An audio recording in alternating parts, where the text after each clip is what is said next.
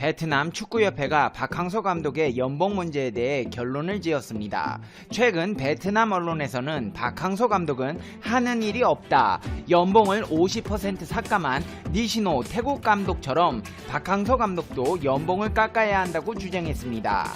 한국의 주요 매체에서 이를 대대적으로 인용 보도하면서 논란이 커졌는데요. 한국 네티즌들은 박 감독이 한국으로 돌아왔으면 좋겠다고 받아쳤습니다. 근데 최근 베트남 축구협회 레오아이 안 사무총장은 박항서 감독의 연봉은 계약대로 지급될 것이다, 베트남 축구협회가 그에게 연봉 삭감을 강요할 일은 없을 것이라고 밝혔습니다.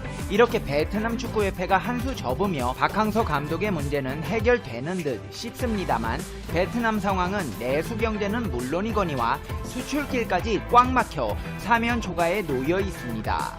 근데 여기에 더해 앞으로는 베트남이 처한 상황이 최악으로 치닫게 될 수 있다는 분위기가 감지되고 있다는데요. 지금 바로 알아보겠습니다.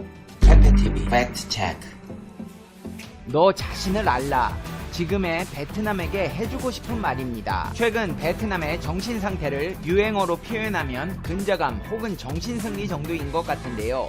풀이해보면 근거 없는 자신감으로 말도 안 되는 상황을 스스로 합리화하고 끝낸다는 뜻입니다. 최근 베트남 뉴스를 살펴보면 베트남이 왜 이번 사태가 벌어졌는데 한국에 빠른 진단키트에 대한 지원을 요청합니까? 정도로 쓰여져 있습니다. 근데 내용이 기똥찹니다. 뉴스의 내용을 빌리자면 베트남은 이미 대규모 진단키트를 생산하고 있는 나라다, 우리는 최고의 진단키트를 이미 보유하고 있다며 웬만한 전문가도 잘 알아듣지 못할 전문 용어들을 끌어다 구구절절 지리하게 나열했습니다. 요약해보자면 베트남이 생산한 진단키트로 환자를 테스트하면 100% 정확한 결과를 도출할 수 있다고 합니다. 대단하지 않습니까? 이 정도면 이미 다른 나라에서 수출 요청이 쇄도했을 텐데 말입니다. 그런데 치명적인 약점이 있습니다. 결과가 나오기까지 24시간에서 48시간 정도 걸린답니다. 그러면서 한국의 진단키트에 대해 평가하는 기사에서는 속도가 빠르지만 정확하지 않다고 적어놨습니다. 어떠한 근거의 제시도 없이 정확하지 않다고만 적어놨습니다. 결론적으로 베트남의 진단키트가 더 우수하며 상황이 여의치 않아 어쩔 수 없이 울며 겨자 먹기로 한국산 진단키트를 사용한다는 것입니다. 그런데 어떡합니까? 정확하지도 않고 진단시간만 빠른 한국의 진단키트는 지금 전세계에서 요청이 끊이지 않고 있습니다. 베트남에서 대한민국의 진단키트가 이런 평가를 받는다는 것은 포크레인을 앞에 두고 자신들의 삽의 품질이 우수하다는 것과 다를 바가 없습니다. 실제로 베트남에서 제일 유명한 홍옥병원이나 베트남의 삼성이라 불리는 빈그룹이 설립한 종합병원 빈맥을 가봐도 한국의 시설 좋은 동네 병원보다 수준이 못합니다. 진짜 문제는 베트남 사람들 대부분이 전 분야에 걸쳐 이런 황당한 사실을 진실로 믿고 있다는 점입니다. 베트남 자체가 보여주고 싶은 것만 내보내기 때문입니다. 이렇게 베트남 정부부터 베트남 국민들까지 한국과의 관계가 틀어진 가운데 한국 정부는 베트남의 최대 교역국인 한국의 입국을 허용하라고 당부했습니다. 대통령까지 나서서 말할 정도면 베트남과 대한민국의 관계가 얼마나 틀어졌는지 짐작이 가는 대목입니다. 그렇다면 이렇게 자신들의 방역과 의료 시스템에 자신감이 넘치는 베트남의 상황은 어떨까요? 베트남의 최대 도시 하노이와 호치민시가 이번 사태 확산 방지 노력으로 봉쇄 조치될 것으로 보입니다. 웅유엔 수원폭 총리가 도시 봉쇄 상황에 만반의 준비가 되어 있도록 확인하기 위해 하노이, 호치민, 하이퐁, 다낭, 건터시 지도자들과 진행한 온라인 회의에서 이같이 지시하고, 하노이와 호치민시는 식량, 의료 물품 등 필요한 물자를 확보해 봉쇄 상황 시 가격 폭등으로 시민들이 불편을 겪는 일이 없게 할 것을 요구했습니다.副총리는 베트남의 이번 사태가 정점에 도달했다면서 5개 시 행정부는 대응의 집중도와 속도를 높여 매 시간과 분 단위로 대응 조치를 이행하라고 강조했습니다.副총리는 지자체들의 모든 집단 행사와 실내 20명 이상, 직장 10명 이상 모이는 것을 금지하라고 지시했습니다. 식품과 약품, 연료를 판매하는 일부 상점들을 제외한 모든 불필요한 영업점 운영을 중단시키고 공공장소에서 사람 간 2m 사회적 거리두기 정책이 잘 유지되도록 지시했습니다. 상황이 이렇다 보니 베트남 국민들은 마트와 시장으로 몰리고 있습니다. 한꺼번에 많은 시민들이 마트와 시장에 몰리면서 일부는 생필품을 사지 못하고 돌아가는 경우도 있었습니다. 베트남 정부가 사회적 거리두기 캠페인 기간에 생필품 공급에 차질이 없을 것이라고 강조하고 있는 것과는 대조적인 모습입니다. 경제도 좋지 않습니다. 베트남 대표 주가 지수인 VN 지수는 올 들어 지난달 24일까지 31% 넘게 떨어졌습니다. 주가 하락으로 호치민 증권거래소 상장사 전체 시가총액은 120조 원 밑으로 떨어졌습니다. 삼성전자 보통주 시가총액의 40% 정도에 불과합니다.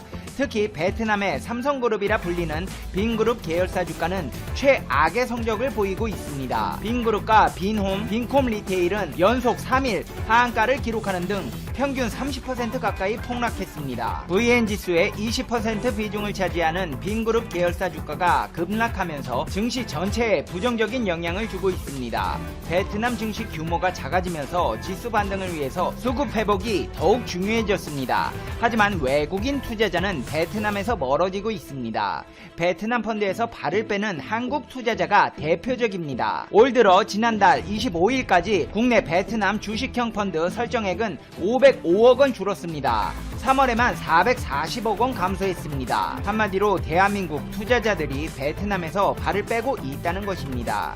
베트남은 수출 역시도 어려움을 겪고 있습니다. 중국 시장에서 다시 무역이 재개되면서 원자재 부족에서 벗어났지만 미국과 유럽 등 주요 시장에서 이번 사태가 확산되자 수요가 급락해 어려움을 겪고 있습니다. 특히 중국이 강세를 보이는 직물과 신발 분야는 중국 기업들이 회복하면서 치열한 경쟁까지 벌여야 합니다. 실제로 베트남 기업들은 올 초 중국에서 통제 조치를 강화하자 원자재 부족 문제에 봉착했습니다. 물건을 만들 원자재가 없으니 수출은커녕 생산조차 안되고 있었던 실정입니다. 하지만 최근 중국 중소기업의 72%가 운영을 재개했고 대기업은 대부분 정상적으로 활동하기 시작했습니다. 이에 따라 베트남의 제조산업을 위한 수입 원자재와 부품 공급망도 일부 회복되었습니다. 베트남 기업들은 이 기간 동안 중국 국경과 맞닿은 도로 운송이 대부분이었던 기존 방식을 부분적으로 대체하기 위해 수입 운송 방식을 해상이나 항공으로 다양화하는 노력을 기울였습니다. 하지만 이번에는 미국과 유럽 시장이 이번 사태로 인해 직격탄을 맞았습니다.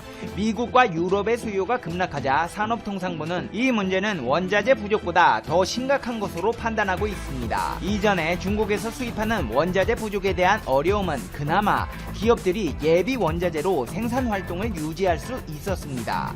하지만 주요 수출 시장에서 수요가 급락하면서 현지 기업들의 자본 반환, 비용 충당, 은행이자 지불, 근로자 급여 등 여러 가지 문제에 직면했습니다. 한마디로 돈이 돌지 않고 있다는 것입니다. 이렇게 돈줄이 막히면서 베트남 기업들은 실질적인 경영난에 봉착하는 단계로 접어들었습니다. 현재 많은 수의 미국과 유럽의 많은 대기업이 베트남 섬유와 의료기업과 체결한 계약을 취소하거나 상품 운송을 지연하도록 요청했습니다. 실제로 4월, 5월 두 달간 섬유와 의류 산업의 해외 주문 건수는 약 70% 감소했습니다. 6월 이후 새로운 계약을 체결하기는 현실상 어려운 상황이며 2020년 말까지 주문이 다시 회복되기는 어려울 것으로 추측됩니다. 섬유와 의류 사업의 수출 수요를 인도, 한국, 일본 등 다른 시장으로 변경하기도 어려운 실정입니다. 다른 시장을 다 합친다고 해도 미국과 유럽 시장의 수요 감소를 감당할 수 있는 정도의 규모는 아니기 때문입니다. 또한 베트남 직물과 신발 분야의 경우 기본적으로 중국 기업들의 생산 규모가 큰데 이번 사태가 회복하면서 중국과 상당한 수준의 경쟁 체제에 직면할 가능성이 높아졌습니다. 매출까지 떨어졌는데 중국과 경쟁까지 해야 한다는 것입니다. 특히 베트남처럼 현지 산업 기반 자체가 열악하고 일부 거대 외국인 직접 투자 기업들이 시장 전반을 주도하는 영국에서는 도미노 파산이 빠르게 진행될 가능성도 언급됩니다. 이런 상황에 대해 파악한 베트남 산업통상부에서는 현재 할 수 있는 것이라고는 기업들이 어려운 시기를 견디고 생산활동을 유지하는 것이다. 한 기업이 파산하면 근로자가 일자리를 잃게 될 뿐 아니라 공급망이 연결된 다른 사업체에도 부정적인 영향을 미칠 수 있기 때문이라고 밝혔습니다. 베트남은 이번 사태가 위기로 변환되자마자 일본을 찾아가 손을 내밀었습니다. 일본 기업 전용 M&A 센터를 세우고 일본의 경제, 정치 모든 분야에서 손을 잡고 나가자 일본이 이번 사태의 모범 사례라며 치켜세웠습니다. 그렇다면 그렇게 잘하고 있다는 일본의 상황은 어떨까요? 긴급 사태 선언했습니다. 아베 신조 일본 총리는 이번 사태 확산에 대응해 도쿄도 등 7개 광역 지자체를 대상으로 긴급 사태를 선언했습니다. 아베 총리는 총리관저에서 열린 대책본부회의에서 이같이 밝혔습니다. 긴급 사태로 선언된 지역은 도쿄도, 가나가와현, 사이타마현, 지바현 등 수도권을 포함해 오사카부, 효고현, 후쿠오카현 등 7개 도부현입니다. 발령기간은 일본의 황금 연휴인 골든위크가 끝나는 다음 달 6일까지 약 한 달간입니다. 이제 페페TV의 결론 듣겠습니다. Conclusion. Pepe TV. 아베씨, 긴급사태 선언하면 뭐해요? 아키 여사가 또 벚꽃놀이 하러 가서 사람들 불러다가 난리칠 텐데 일본 국민들보다 집안 문제부터 어떻게 해봐요. 가와 만사성 집안이 화목해야 모든 일이 잘 된다는데 집안 꼴이나 나라 꼴이나 어떻게 되려고 그러는지. 안녕하세요. 즐거운 라디오입니다. 오늘도 제 방송을 들어주셔서 진심으로 감사드립니다. 바쁘시겠지만 좋아요, 알람, 구독 한 번씩 꼭 부탁드립니다. 저에게 정말 큰 힘이 됩니다.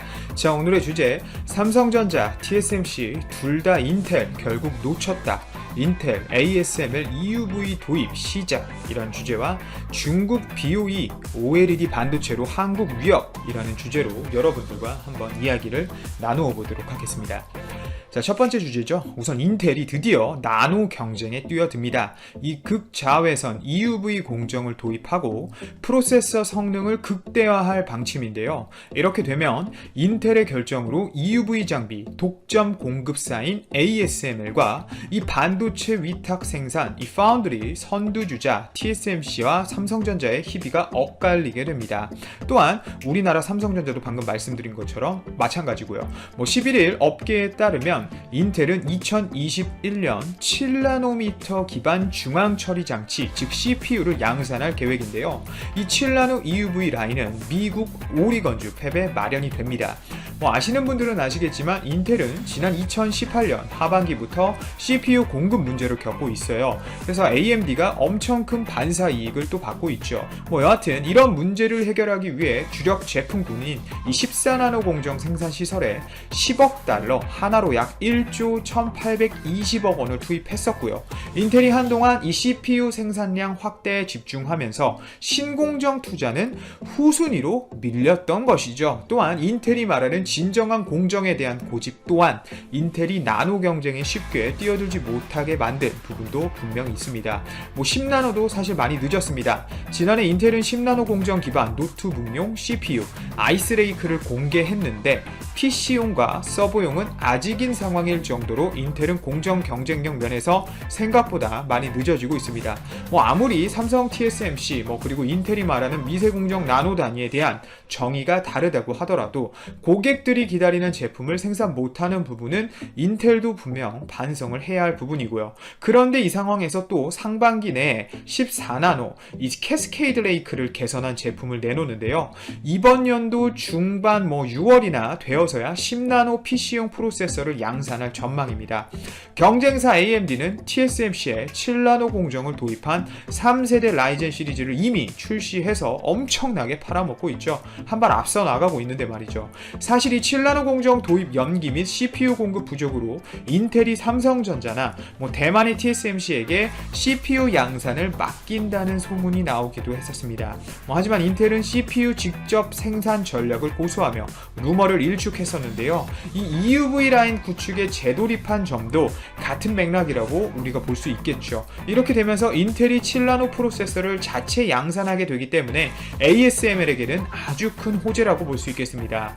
현재 삼성전자와 TSMC에게 EUV 장비를 공급 중인데 인텔이라는 초대형 고객사가 추가되는 셈이기 때문이죠. 특히 이 슈퍼을이라는 이 ASML의 콧대는 사실상 하늘을 찌릅니다. 줄 서서 장비를 사려고 기다려야 되기 때문인데요. ASML은 지난 2018년에는 18대의 EUV 장비를 생산했고 작년이죠. 2019년에는 26대의 EUV 장비를 만들었습니다. 그리고 올해 2020년에는 조금 더 늘려서 35대를 생산하는 게 목표라고 하는데요.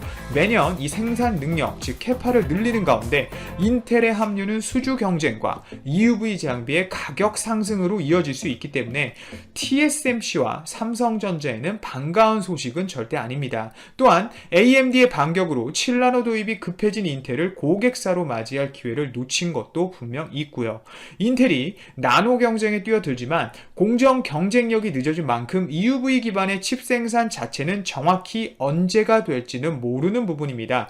발표는 2021년이라고 했지만 말이죠. 어찌 되었건 이 EUV 기반 7나노 이하 공정이 가능한 파운드리는 아직 삼성전자와 이 TSMC 두 회사뿐이기 때문에 인텔이 10나노 공정을 오랜 기간 동안 실패해 오면서 겨우 성공한 것을 봤을 때 이 EUV 공정 또한 확실히 2021년도에 성공한다는 100% 보장은 없는 상황입니다. TSMC와 삼성전자가 경쟁적으로 EUV 장비를 들이는 가운데 인텔까지 합세하면 ASML은 앞으로 행복한 고민에 빠질 것 같은데요.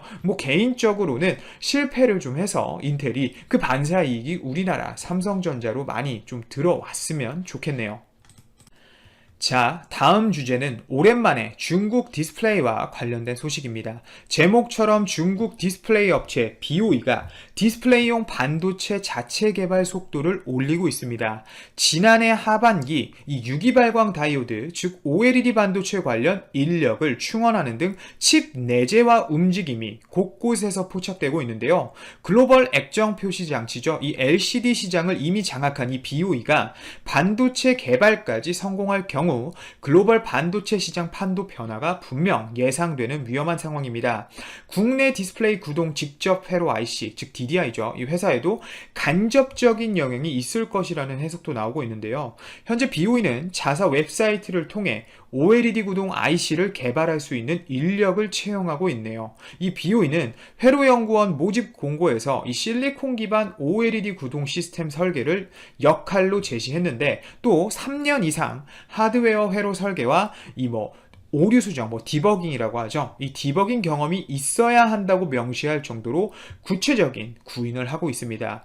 이 OLED 구동 IC는 OLED 디스플레이 패널 운영에 필요한 전류와 전압을 조절하는 칩이라고 보시면 되는데 화면이 제대로 작동하기 위해서는 필수적입니다. 지금 보시는 TV에도 그리고 스마트폰에도 가로 세로에 몇 개씩 들어가 있어요. BOE는 또 다른 공고에서 이 FPGA를 잘 다룰 수 있는 회로 엔지니어도 선발해 눈길을 끌고 있는데요. 이 FPGA는 프로그래머블 반도체라고 얘기하는데 사용자가 임의로 회로 속성을 바꿀 수 있는 칩을 말합니다. 최근 이 시장 또한 급속도로 성장하고 있는데요. 인공지능 칩으로 각광받고 있지만 연구개발 분야에서는 실험용으로도 쓰이기 때문입니다. 이를 역으로 해석해 보자면 차세대 디스플레이 시제품 칩 테스트를 위해 관련 인력을 뽑는 것으로 볼 수 있는 것이죠. BOE는 디스플레이 패널을 생산하는 중국 업체입니다. 최근 수년간 중국 정부의 전폭 지원에 힘입어 LCD 디스플레이 시장에서 한국 업체들을 제치고 1위에 올랐는데요.